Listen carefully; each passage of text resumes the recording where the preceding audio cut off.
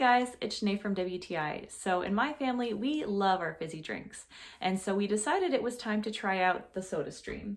And I'm very glad we did because it saved us a ton of money.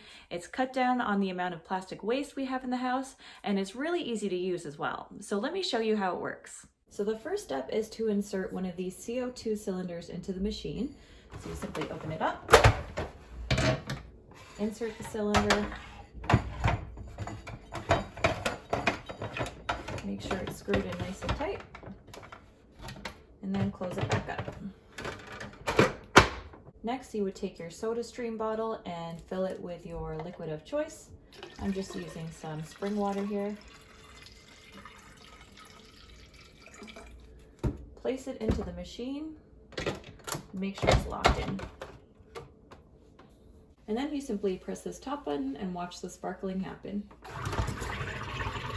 If you hear that noise, then you know it's working. And the more you press it, the more carbonated it gets.